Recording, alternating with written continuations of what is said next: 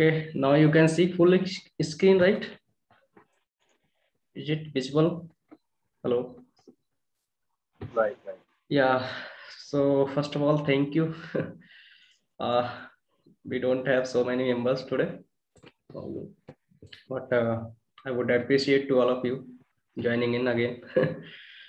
So let's begin. Last time we have discussed about the pre-treatment line. I mean, basic things like stages and their functions. And this time we have we will discuss mostly three stages where we use different kind of chemicals and they are happening different kind of chemical reactions like in decrease tank, then activation tank, then आपका phosphate tank, right? So let's just start.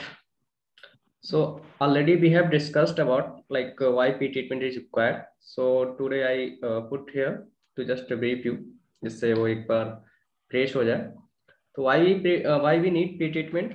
Just to promote addition of organic coatings to improve corrosion resistance and create an even surface while covering irregularities in the substrate. So these are the basic things we have to know why we are doing this process, right?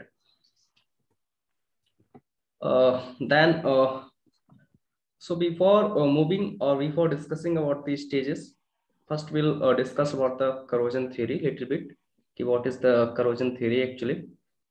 So basically, because we are main purpose is our to protect substrate from corrosion, right? Or metal we can say. So actually corrosion होता क्या है, right?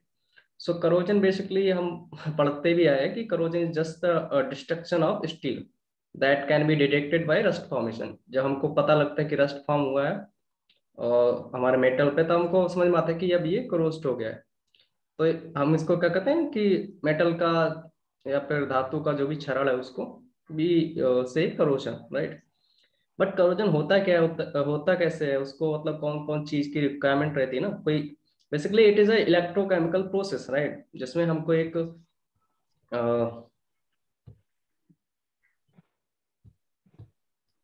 We want first our positive pole होना चाहिए जिसे हम anode कहते हैं, जिसपे आपको ऑक्सीडेशन प्रोसेस होता है. Oxidation process in the sense I mean loss of electrons, right? Then फिर आपको एक नेगेटिव पोल चाहिए होता है जिसको हम कैथोड कहते हैं बेसिकली, और जिसपे क्या होता है आपका रिडक्शन प्रोसेस होता है. Reduction means gain of electrons, means anode shell से इलेक्ट्रॉन निकल के कैथोड शेल की ओर जाते हैं, राइट? देन फिर आपका इलेक्ट्रिकल कंडक्टर होना चाहिए बिकॉज विदाउट कंडक्टर कोई भी मतलब रिएक्शन नहीं होती, राइट? आई मीन रिएक्शन होगी बट आपका इलेक्ट्रॉन्स है वो एक प्लेस से दूसरे प्लेस पे नहीं जाएंगे, right? Then an electrolyte. Electrolyte like आपका जो एक आप देखते हो ना जब मॉइस्चर आता है तो वो मॉइस्चर ही एक इलेक्ट्रोलाइट का काम करता है.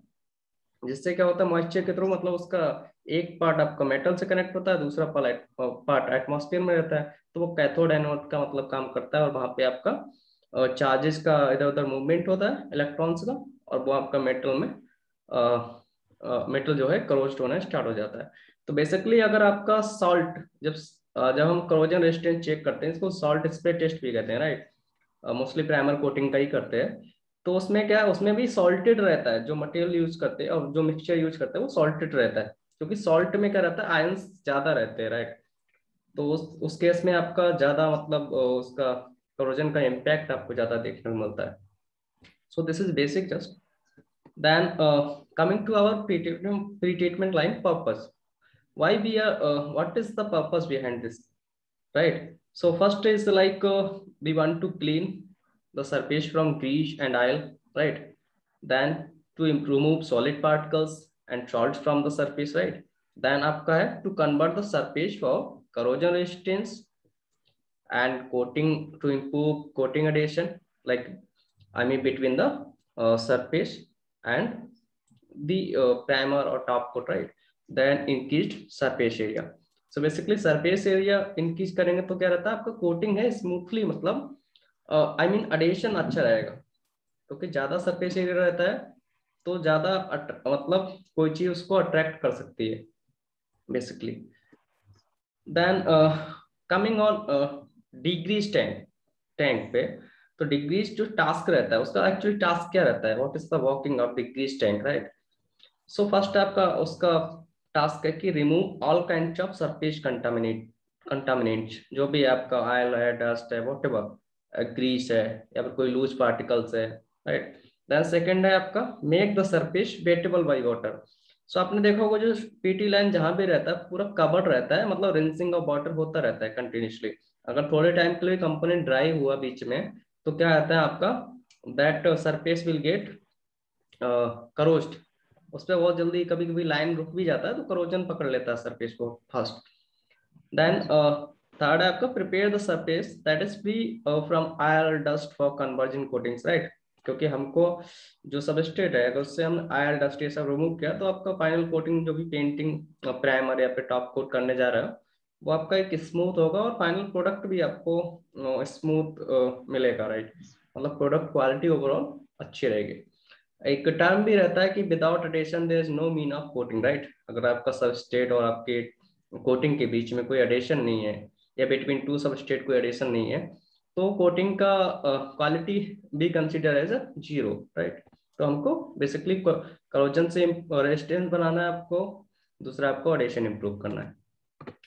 Then there are types of degrease tanks. So different kind of degrease tank are available in the market, but like solvent degrease, right? Emulsion degrease, emulsifiable degrease, neutral degrees, and alkaline degrees.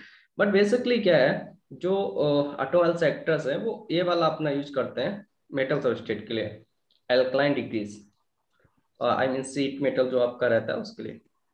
So alkaline degrees के बारे में हम will discuss in detail कि इसमें भी actually कौन कौन से कंटामिनेंट्स हो सकते हैं आपके कंपोनेंट पे और कैसे इसको हाउ मतलब इस प्रोसेस के थ्रू आप इसको रिमूव करोगे, राइट।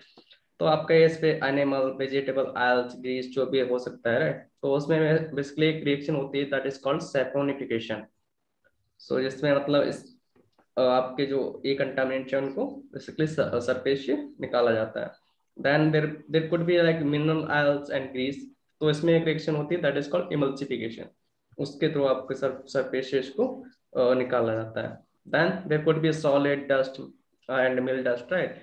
क्योंकि आपके कंपोनेंट ट्रांसपोर्ट के थ्रू आपके कंपनी में आ रहे हैं, राइट, स्टोर भी होगा तो बहुत सारे डस्ट पार्टिकल्स भी हो सकते हैं, लूज हो सकते हैं या फिर स्टिकी हो सकते हैं। तो उनको पेप्टिसेशन प्रोसेस के द्वारा या फिर जो आपका सस्पेंशन टैंक होता है उनको उसमें होल्ड करके पार्टिकल्स को निकाला जाता है कुछ टाइम के लिए। So, coming on next, here we have parameters for cleaning performance. So, as you are like working in a paint shop, तो आप डिकेज टैंक का है उसका परफॉर्मेंस किन चीजों पे डिपेंड करता है या फिर ओवरऑल देखें क्लीनिंग का परफॉर्मेंस किन चीजों पे डिपेंड करता है। तो उसमें चार फैक्टर होते हैं आपका। एक होता है आपका time and what are the mechanism, then temperature, then chemistry, right. So time basically जो आप देखो डिग्रीज टैंक है उसमें बहुत सारी भी कभी इस पे डिग्रीज भी इंक्लूड रहता है तो उसमें टाइम का बड़ा फैक्टर रहता है। 2-3 मिनट डिप कराते हैं, 1-2 मिनट स्प्रे कराते हैं, राइट। तो कितना टाइम दे रहे हो, that is a main thing. Then mechanism like as we discussed in last meeting कि मैकेनिज्म में आपका एक तो मैकेनिकल क्लीनिंग हो गया, राइट, एंड दूसरा आपका केमिकल, राइट। तो कौन सा मैकेनिज्म जो यूज कर रहा है कंपोनेंट को क्लीन करने के लिए वो इसमें आता है। देन थर्ड है आपका temperature.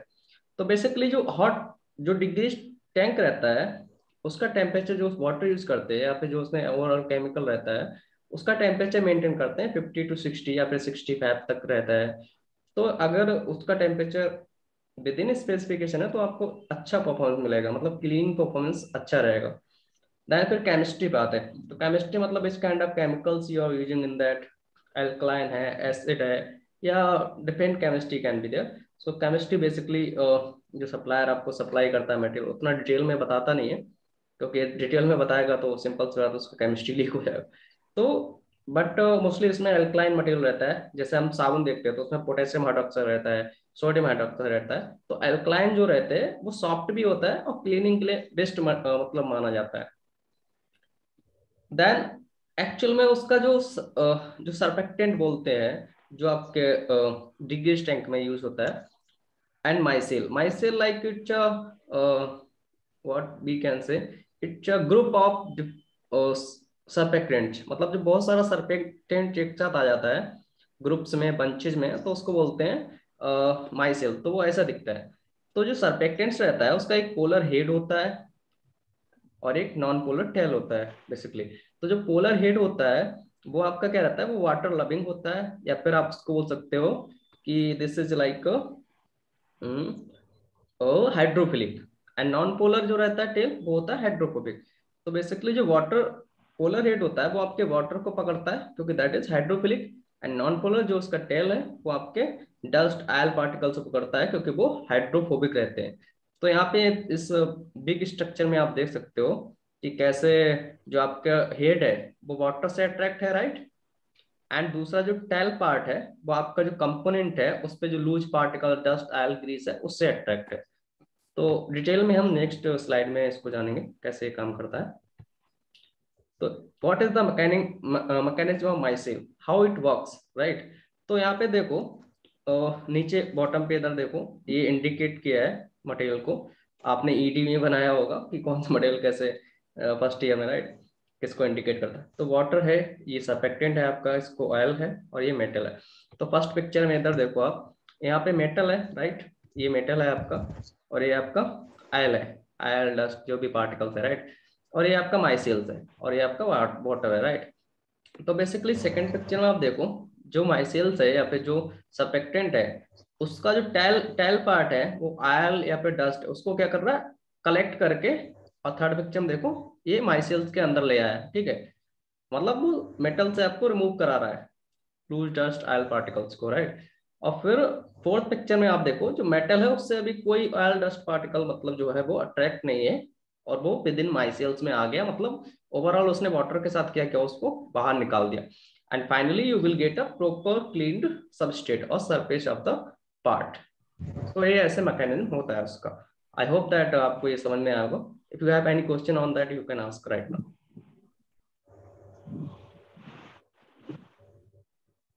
Okay, thank you. We'll move next. So now moving to activation process. So activation actually होता क्या है? As short हम already discussed कि ये है कि activation we have to do I mean before to phosphating, right? So why it is essential? Because we want to get a proper compact uniform coating with phosphating, right? तो activation आपका करता क्या है, mostly titanium phosphate based activation use होता है, but some of the industry में like अभी liquid activation भी आया है जो जिंक बेस्ड रहता है। बट हम टाइटेनियम फॉस्फेट के बारे में बात करेंगे। तो इसमें क्या रहता है, ये आपके जो सब सरफेस रहती है पार्ट की, मेटल की, उसको ओवरऑल एक्टिवेट करता है यूनिफॉर्मली, इससे आपको कोटिंग मिल सके। अगर सरफेस एक्टिव नहीं रहेगा यूनिफॉर्म, तो फाइनली जो है कॉम्पैक्ट और यूनिफॉर्म कोटिंग आपको नहीं मिलेगी। तो what is the role of activation? So activation acts as a nuclear for uniform compact crystal growth, उसको कहते हैं क्रिस्टल ग्रोथ। तो ये आपको क्या करता है, जो क्रिस्टल का है उसको साइज को कंट्रोल करता है। ऐसा नहीं एक पे कहीं पे बिग है क्रिस्टल साइज, कहीं पे स्मॉलर है, ऐसा नहीं। ओवरऑल कॉम्पैक्ट क्रिस्टल साइज आपको प्रोवाइड करता है। दूसरा रहता है आपका रिड्यूसिंग इंटरक्रिस्टलाइन गैप। तो जो देखो जब आप माइक्रोस्कोप से देखोगे तो आपको दिखेगा कि मेटल में विद इन बहुत सारे मतलब क्रिस्टल्स में गैप है, कहीं पे थोड़ा और भी से जो क्रैक्स रहते हैं ना, क्रेप्स एरियाज रहते हैं, मतलब माइनर माइनर, तो उनमें मतलब दरारें जो रहती है उसको बोलते हैं। तो उसमें मतलब बहुत सारा आपको गैप देखेगा आप माइक्रोस्कोप से देखोगे। And it is also controlling the coating weight, जो फाइनली आपका जो फॉस्फेटिंग कोटिंग होता है जो 2 से 3 ग्राम पर मीटर स्क्वायर पे अप्लाई होता है, राइट, उसको भी वेट, उस वेट को भी कंट्रोल करता है। ऐसा नहीं कि किसी एरिया पे 4 ग्राम चढ़ गया, किसी पे 2 ग्राम चढ़ गया। तो ओवरऑल ही कोटिंग वेट को भी आपके कंट्रोल करता है। और अल्टीमेटली अगर हम कहें तो it will improve your corrosion resistance property. So यहाँ पे देखो ये दिखाया गया इस पिक्चर में, एक आपका ये सबस्ट्रेट है, ये भी सबस्ट्रेट है, ये आपका गुड एक्टिवेशन को शो करता है और ये पुअर एक्टिवेशन को शो करता है। तो ये क्रिस्टल साइज है बेसिकली, यहाँ पे देखो बिगर बिगर क्रिस्टल साइज है और यहाँ पे स्मॉलर है। ओवरऑल मतलब यूनिफॉर्म क्रिस्टल साइज है, ऐसा नहीं कहीं पे बिगर कहीं पे मतलब छोटा। तो ये good activation it is called.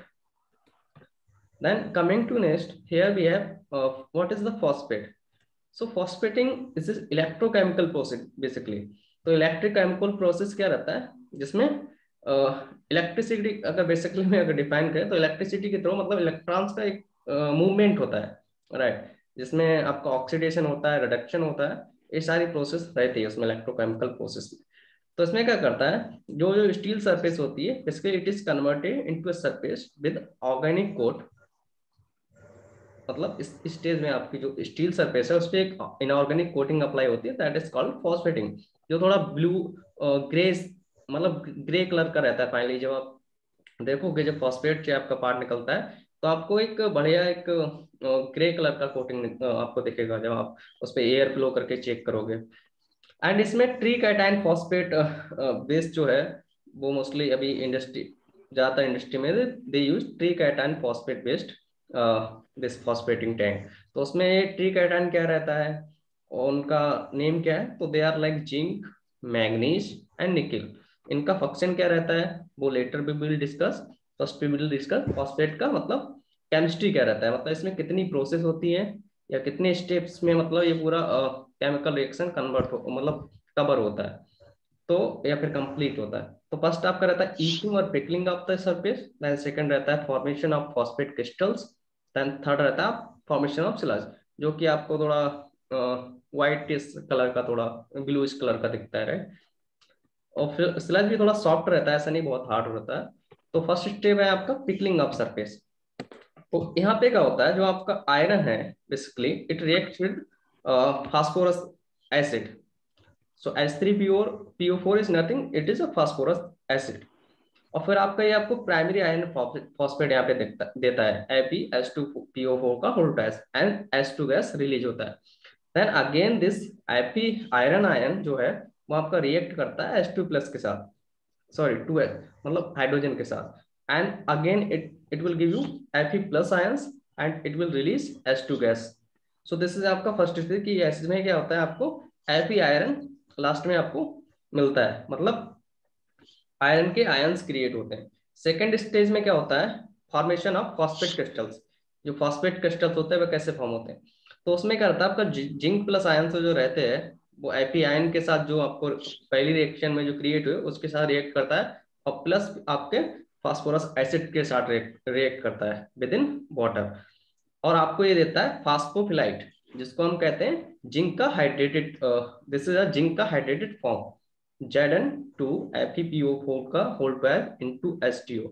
तो ये जो फॉर्म है इसको ओवरऑल हम कहते हैं फास्फोलाइट, और वैसे हम कहते हैं जिंक का hydrated form.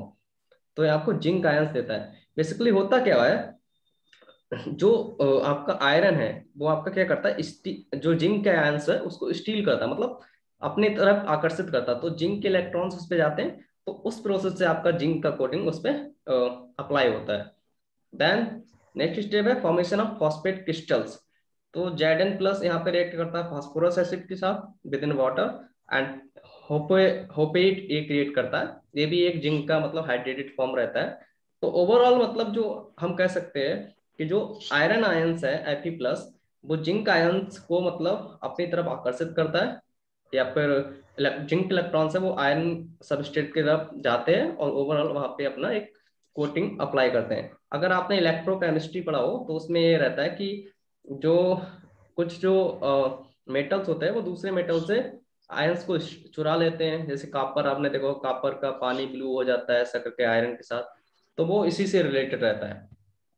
Then we have here importance of metals, कि कैसा जो मेटल्स हम यूज कर रहे हैं फॉस्फेटिंग में, जिंक है, निकल है, मैग्नीज, उनका इंपॉर्टेंस क्या रहता है, why we are using three cation based system. तो फर्स्ट आपका जो जिंक है basically it is used because it has more corrosion resistance and it is a heavy metal. So because being a heavy metal, it will give you better corrosion resistance than nickel. What is nickel?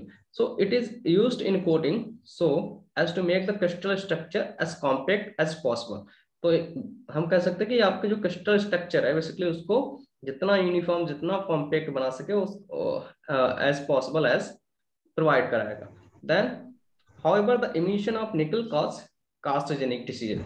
तो हमने भी जब मैं महिंद्रा में था हमने भी सुना कि फॉस्फेट से वहां से थोड़ा दूर रहो क्योंकि वहां पे जो निकल है basically it is respond to carcinogenic diseases. Then manganese.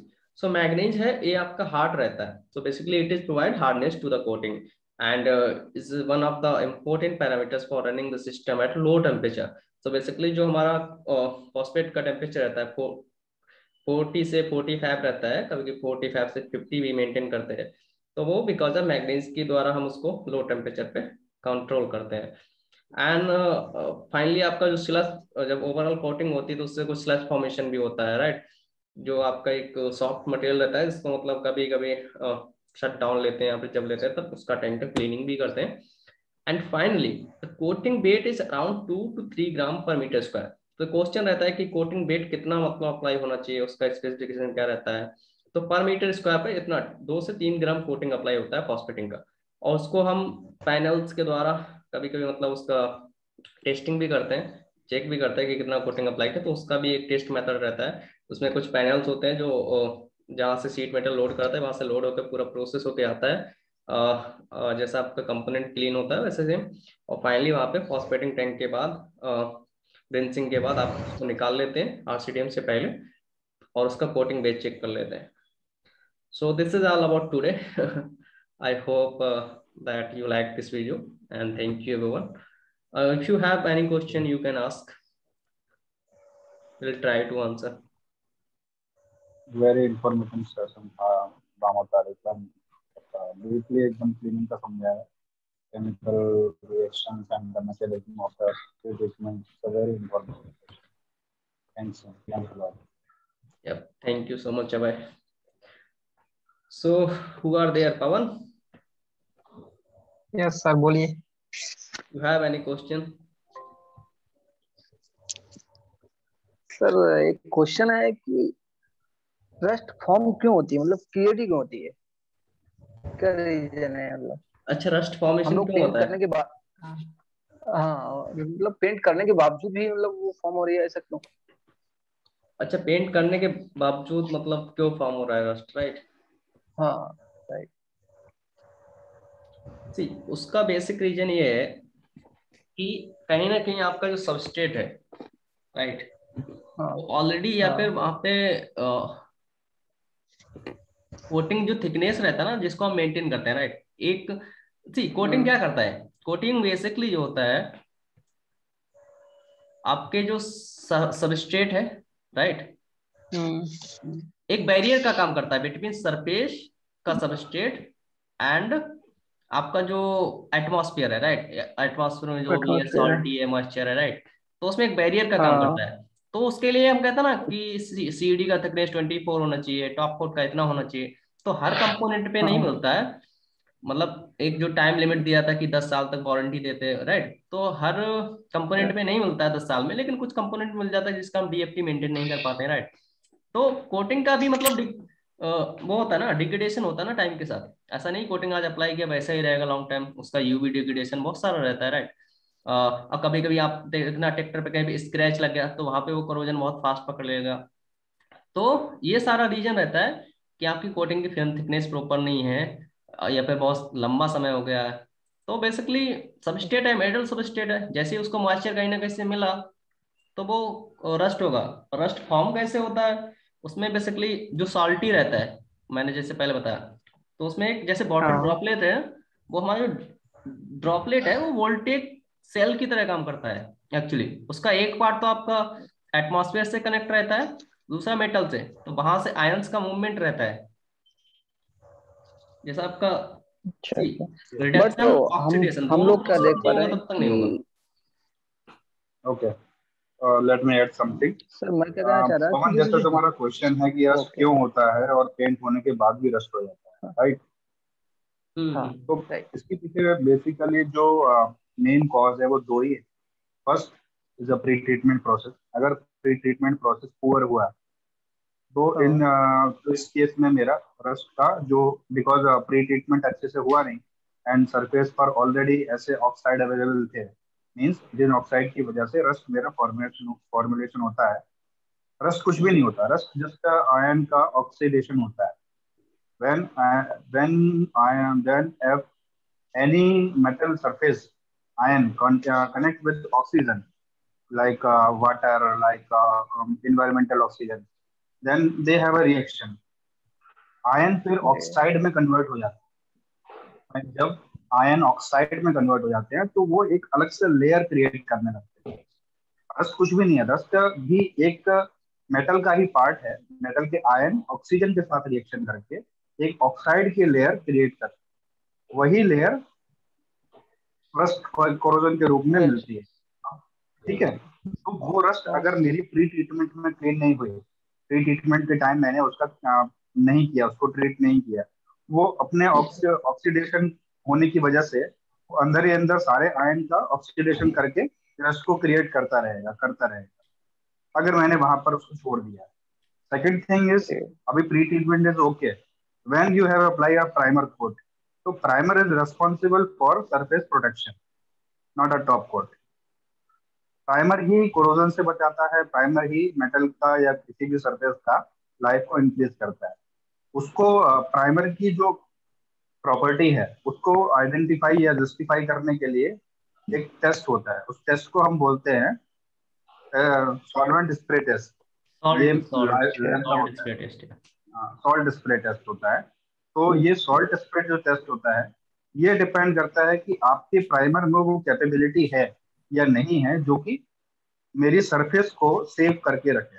उसमें एक सॉल्यूशन रहता है, सॉल्यूशन में 5% NaCl रहता है, और उस NaCl का कंटिन्यू उस पर स्प्रे किया जाता है, कंटिन्यू स्प्रे किया जाता है 72 आवर्स तक।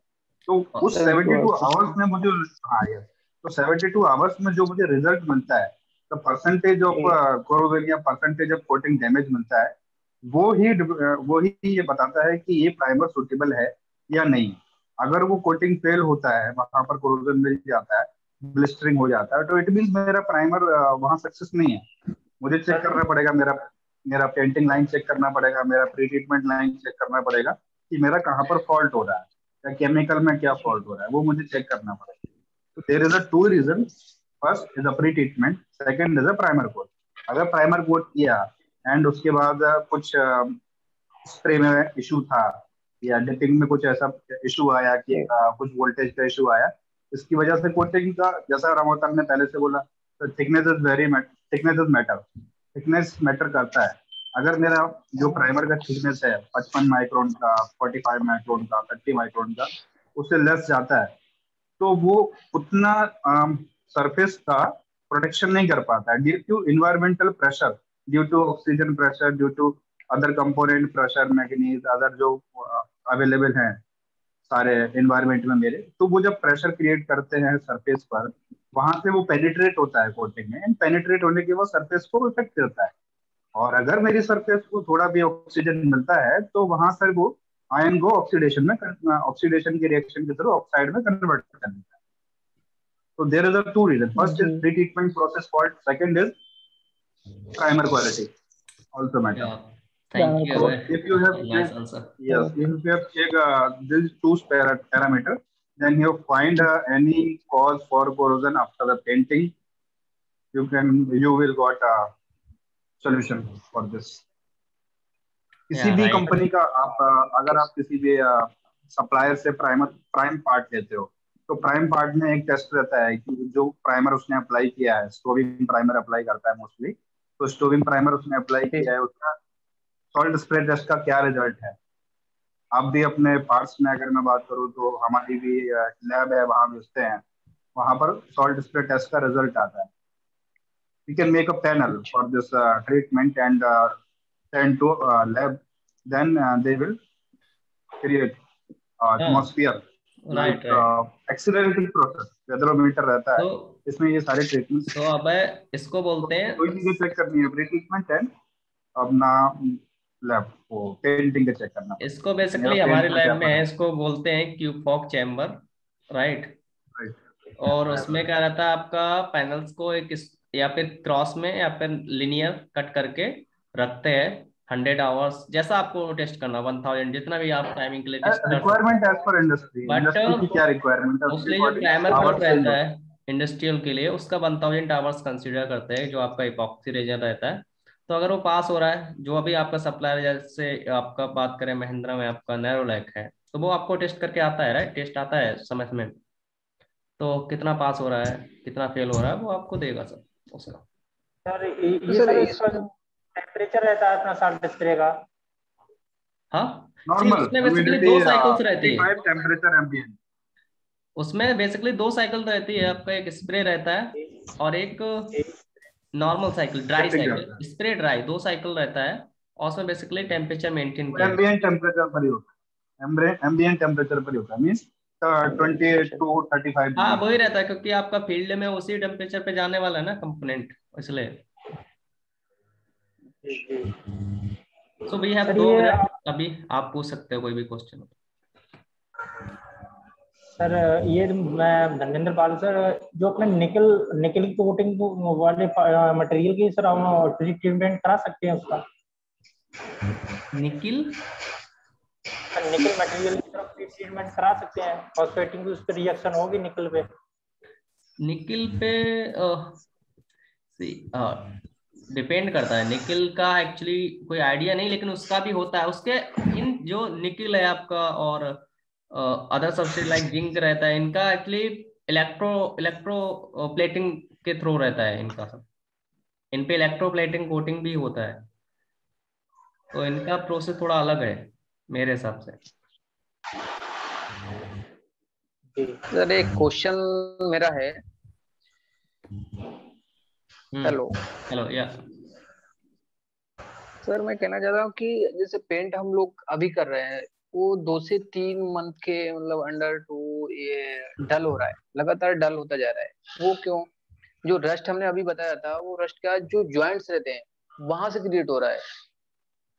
एनी सरफेस मतलब पूरा कहीं भी सरफेस नहीं, बट जो ज्वाइंट रहती है सरफेस, सरफेस जो ज्वाइंट रहता है वहां से क्रिएट हो रहा है। वहां से क्यों क्रिएट होने का क्या चांसेस है? So it means, yeah, Pavan, I got your question. See It see means there is a अबे root अबे hole just in a the bit. joint. You can answer offline. You can call me Pawan because time is running okay. short. हो गया अभी 40 minutes का time ही रहता है इसमें। अच्छा अच्छा, Okay. Thank you Thank you sir. so much for everyone Okay. your Thanks. time Thank you, and valuable thank answers you, and Raman questions. sir. Yeah. Thank you. Bye bye.